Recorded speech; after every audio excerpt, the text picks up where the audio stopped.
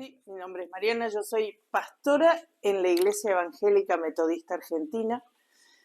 Y siempre hago esta aclaración para sacar algunas dudas. Soy presbítera ordenada, igual que mi hermano acá. Soy presbítera ordenada por un obispo en la iglesia. No soy la mujer del pastor, soy pastora. ¿Sí? De hecho, soy soltera, así que no hay...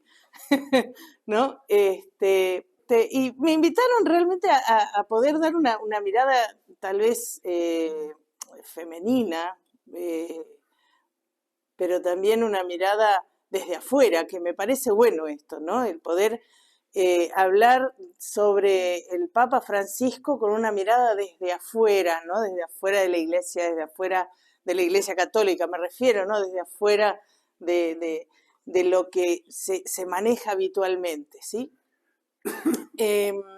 Por supuesto no fue una tarea fácil, tuve que ponerme a leer, tuve que ponerme a leer bastante, porque, digamos, si bien uno escucha, yo escuchaba bastante lo que decía el Papa Francisco, y ya lo conocía de su época de Bergoglio, ¿no? La idea era poder profundizar un poco más. A todo esto también comentarles que yo viví 20 años en la Patagonia, 20 y tantos años en la Patagonia trabajando también por allá. Así que hay cosas de la Patagonia que a mí me han quedado, que han calado profundo en mí y muchas veces las utilizo de ejemplo. Y para mí el Papa Francisco ha sido como el viento patagónico, ¿sí? Para la época en la que él le ha tocado sentarse en la silla de Pedro, ha sido como el viento patagónico, no solamente para la Iglesia Católica, yo creo que para todos aquellos que lo escuchamos, ¿no? El viento patagónico tiene esta cualidad, suele despeinarnos. En la Patagonia nadie se peina, ¿sí? No, nadie se peina, así que, porque el viento hace de las suyas. Cambia las cosas de lugar, el viento patagónico desestructura, desarma. Por supuesto hay gente que le encanta el viento patagónico, que no le molesta, que no tiene ningún problema con que después de esos vendavales haya que volver a acomodar las cosas en casa o en el patio de casa y qué sé yo, porque se ha volado todo. Y hay otras personas que realmente les molesta, ¿sí? Les molesta terriblemente lo que hace ese viento patagónico, que le desacomoden las cosas, que de repente tengan que volver a acomodar, tomarse el trabajo de volver a acomodar y de volver a repensar muchas cosas, ¿no? Entonces, yo pensaba que el Papa Francisco vino a hacer algo así como el viento patagónico para la Iglesia y para muchos o la gran mayoría de los cristianos a través del pensamiento, ¿sí? Obviamente me he tomado esta licencia de hablar del viento patagónico, pero comprendo perfectamente a qué sur se ha referido el Papa Francisco cuando dijo, y cito, tuvieron que ir al sur a buscar al nuevo Papa. Por supuesto no estaba hablando de la Patagonia Argentina, estaba hablando del sur, América del Sur, ¿no? Y si bien todo ese sur tiene vientos como los patagónicos a los que nos estábamos haciendo referencia, Bergoglio llegó como un vendaval, en realidad. Llegó como un vendaval a un Vaticano que estaba necesitando de vientos nuevos, de ventanas abiertas por donde pudiera entrar el sol, cortinados descorridos y por allí también esas ventanas abiertas que permitan entrar la luz, pero también salir muchas cosas que hacía mucho tiempo que estaban allí guardadas, tal vez herrumbrándose un poco.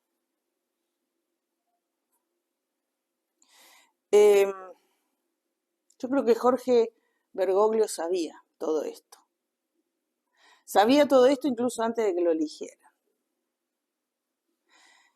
No sé hasta dónde él se venía preparando para hacer todo esto, pero ya estaba en su pensamiento todo esto.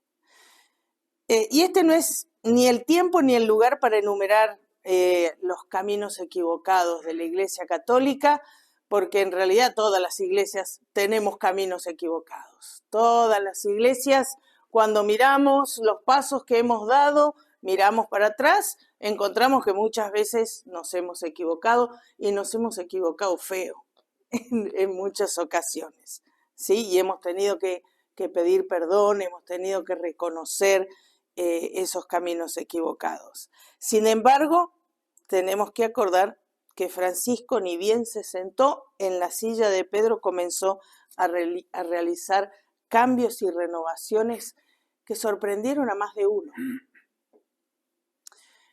Una de las primeras cosas que yo vi, insisto, ¿no? Yo miro desde afuera, ¿sí? Así que tal vez en alguna de las cosas que yo diga hoy acá, tal vez me equivoque, pero a mí me llamaron la atención.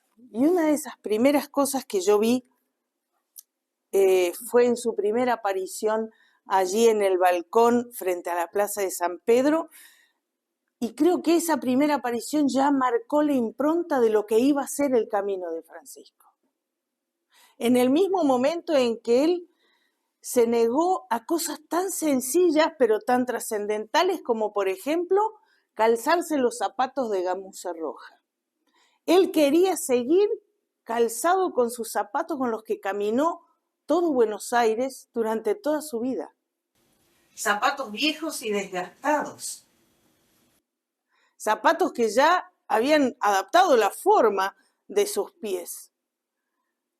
Él se negó a llevar la ropa que habitualmente utilizan los papas, con esa capa roja, con todo el ornamento que se ponen. Él apareció sencillamente vestido de blanco, con una sencillez y con una humildad que realmente sorprendía a todos los que lo estábamos viendo. Y a la vez, lo que transmitía era mucha franqueza a partir de estas primeras decisiones que él había tomado. En contraposición, por cierto, a la tradición propia de la Iglesia y, ¿por qué no?, a la curia romana, que era quizás la que venía haciendo presión, y muchas veces es la que viene haciendo presión para que el Papa se maneje por allí como ellos van dictaminando, ¿no? Y a esto le siguieron otros cambios, otras reformas y otras renovaciones. Yo me tomé la libertad de, no lo voy a vender al libro, ¿sí?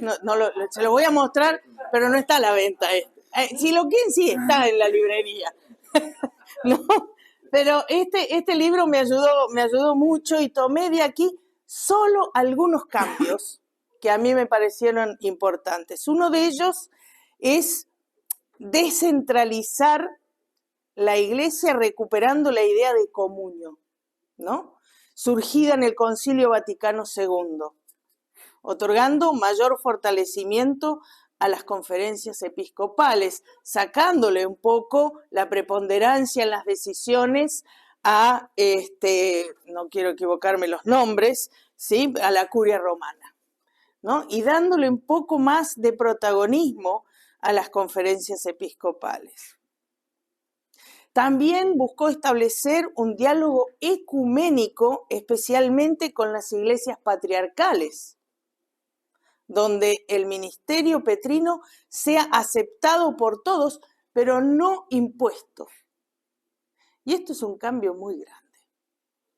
Esto es una renovación en la mirada y en la relación, como decías, ¿no?, en la relación con el otro, ¿sí?, en donde yo no te impongo mi verdad ni te digo esta es la única verdad, y de la única manera que podemos terminar siendo uno es que ustedes vuelvan, sino que nos aceptemos unos a otros y que podamos convivir sabiendo que creemos en el mismo Dios.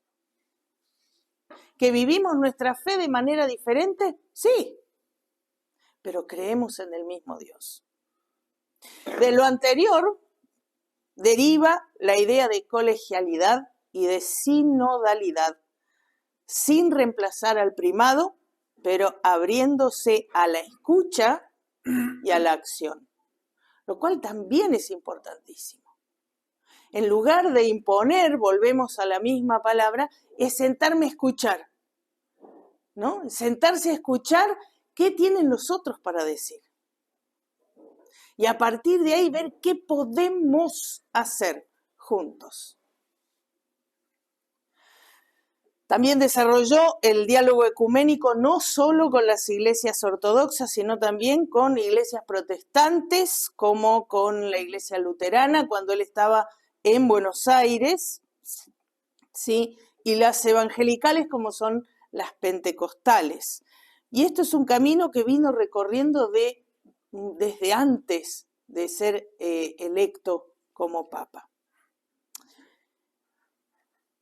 También siguió la tarea que había venido realizando Juan Pablo II, que era un acercamiento con las iglesias valdenses y metodistas en Italia, lo cual a mí me alegraba muchísimo, ¿no? El poder empezar a ver y sentir ese acercamiento.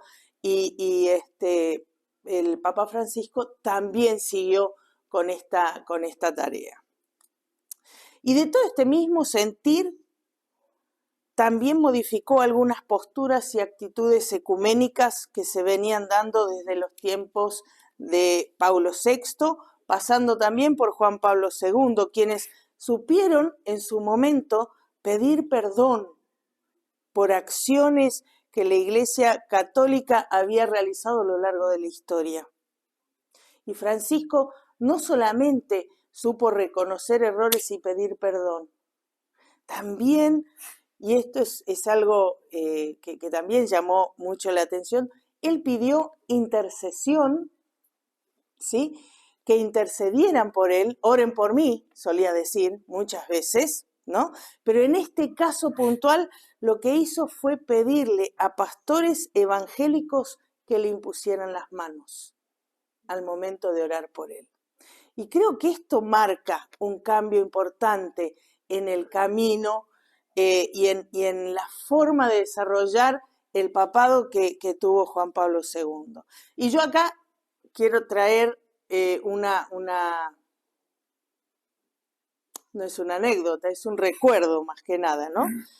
No quiero dejar pasar esta oportunidad de compartir con ustedes una actitud de quien fuera en ese momento Jorge Bergoglio, obispo en Buenos Aires. Fue durante un Te Deum en la Catedral de Buenos Aires allá por el año 2002, más o menos. Puede haber sido el 2001, ¿no? Pero por allí. Fuimos invitados, la Iglesia Metodista, como otras iglesias evangélicas, a participar en el Te Deum y fuimos representados por quien en ese momento fuera la primera obispo mujer de Latinoamérica, la pastora Nelly Richie. Y esto yo lo cuento porque me lo contó ella. Y ella estaba tan sorprendida como yo cuando ella me lo contó, ¿no? Y ella contaba que al llegar a la puerta de la catedral, que había un montón de gente y estaban a punto de entrar en procesión detrás de la palabra, ¿sí? Se encuentra con Bergoglio, a quien ya conocía por algunos trabajos que habían hecho con la sociedad bíblica argentina. Y él la reconoció y le dijo, usted, fíjense, usted es obispo igual que yo. Por favor, acompáñeme para entrar en procesión detrás de la palabra. Y creo que esto también va marcando un camino, ¿sí? Con respecto a su relación o con respecto a su mirada y el rol de la mujer en la iglesia. Ciertamente la IEMA ordena presbíteras mujeres desde el año 1969. La primera pastora ordenada, presbítero, fue la pastora Lida Verhoeven.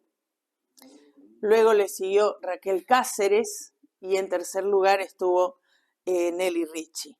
Y así se inició una tradición de años, que por supuesto me trajeron hoy aquí, a donde estoy como presbítera de la Iglesia Metodista. Sin embargo, para ninguna de nosotras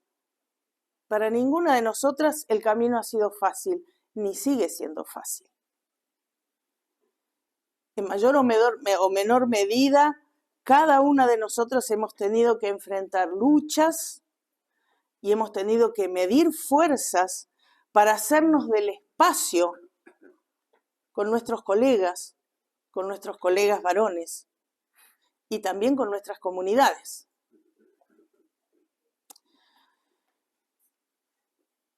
Y creo que acá también hay que reconocer que en la Iglesia Metodista, como también en la Iglesia Católica y en tantas otras iglesias, hay una fuerte impronta patriarcal.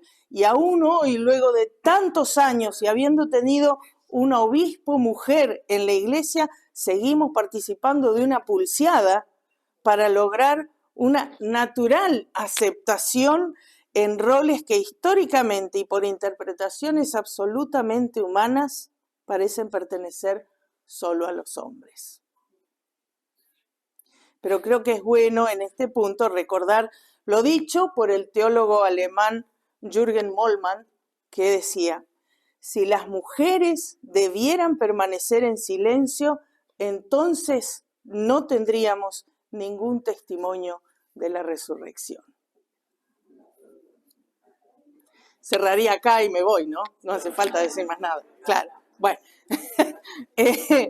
Pero creo, luego de leer algunos escritos del Papa Francisco, que él tenía buenas intenciones con respecto al rol de la mujer en la Iglesia.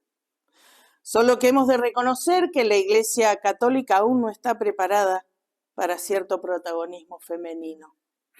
Basta con leer con atención las encíclicas, que parecen haber sido escritas solo para los hombres. No quiero acá entrar a discutir sobre el lenguaje inclusivo, pero debemos reconocer que la Iglesia Católica aún no ha aprendido a utilizar, y nosotros tampoco, acá abro un paréntesis, digo, nosotros tampoco, ¿sí? No hemos aprendido a utilizar otro sinónimo más inclusivo, como por ejemplo podría ser, en lugar de hombres, poner humanidad o escribir seres humanos. Y con eso a nosotros las mujeres nos basta, porque ya nos sentimos parte de lo que se está diciendo, ¿sí? No nos es ajeno lo que se está diciendo. Pero para llegar a esto es necesario cambiar de mentalidad. Es preciso cambiar, y tal vez eso sea lo más difícil, cambiar la mentalidad. Pero bueno sería empezar, aunque sea, ¿no? Comenzar con este tipo de inclusividad que no le hace daño a nadie, ¿sí? Y que en lugar de poner tanto la palabra hombre, podamos poner la palabra humanidad. Es verdad que el Papa Francisco comenzó a reconocer en la mujer habilidades particulares que en algunos casos los hombres no las tienen, y que hace que nos complementemos hombres y mujeres, ¿no? Y que estas que estas habilidades hacen que las mujeres se definan mejor para ciertos roles. Y acá quiero mencionar algunas de las mujeres que hoy por hoy están trabajando dentro de la Iglesia Católica en roles importantes. La tenemos, por ejemplo, a Simona Bambilla, prefecta del Dicasterio para los Institutos de Vida Consagrada y la Sociedad de Vida Apostólica, a Natalie Bequart, subsecretaria del Sínodo de los Obispos, Alessandra Smerelli, número 2 del Dicasterio para el Servicio del Desarrollo Humano Integral, Rafaela Petrini, secretaria general de la Gobernación del Estado de la Ciudad del Vaticano y miembro del Dicasterio para los Obispos. Y así podemos mencionar todavía algunas más que no las voy a mencionar ahora, ¿sí? Lo cual refleja un avance en el reconocimiento del papel para las mujeres en el liderazgo en la Iglesia Católica. Yo creo que es una puerta que se va abriendo, pero que lleva tiempo. Pero acá yo quisiera hacerles a ustedes una pregunta. Pregúntense, poniendo una mano en el corazón, ¿qué sentirían ustedes, mis hermanos católicos, apostólicos, romanos, que tal vez hay algunos acá, o no, o han crecido y hoy están un poco más apartados de la iglesia, pero igual, ¿qué sentirían si llegaran a ordenarse, si llegara a ordenarse una mujer como presbítero en la Iglesia Católica? ¿Qué cosas habría que modificar? ¿Cuántas cosas habría que modificar hoy en la Iglesia Católica para llegar a ordenar a una mujer para que sea presbítera? ¿Podrían incluso imaginarse a una mujer ocupando la silla de Pedro? Está difícil, ¿no? Sí, está difícil, por supuesto que está difícil. Esa es la mentalidad la que tenemos que poder ir cambiando, y es la mentalidad en la que buscaba el Papa Francisco empezar a cambiar. Sí, ya estoy cerrando. Sin duda el camino aún es largo y complicado, tal vez, pero creo que Francisco, desde una perspectiva amorosa e inclusiva, se atrevió a iniciar un camino necesario que permita ayornar a una iglesia que lucha por salir del pasado y abrirse a nuevas miradas y protagonismos que incluyan a todos sin entrar en prejuicios banales. Y cuanto más leo al Papa Francisco, y esto lo digo de todo corazón, cuanto más leo al Papa Francisco, más me convenzo que en algún punto él fue metodista. ¿Sí? Porque coincidimos en muchísimas cosas. Coincidimos en muchas miradas y pensamientos, especialmente aquellos referidos a la justicia divina, al pensar y dejar pensar, ¿no? Como decimos nosotros los metodistas, que para nosotros es importantísimo, pensar y dejar pensar siempre dentro del marco de las Escrituras. Porque ¿quiénes somos nosotros para juzgar al otro?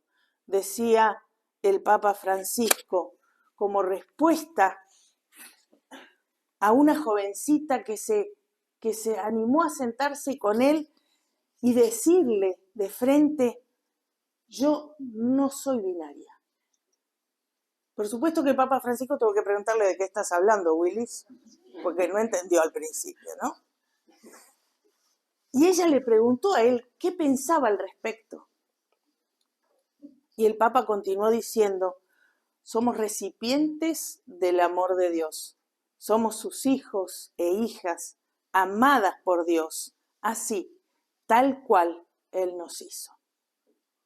Como mujer y como presbítera sigo pensando que a él le faltaron años como papa frente a la Iglesia Católica. Pero mucho fue lo que hizo y confío en que el Señor se ocupará del resto. Muchas gracias.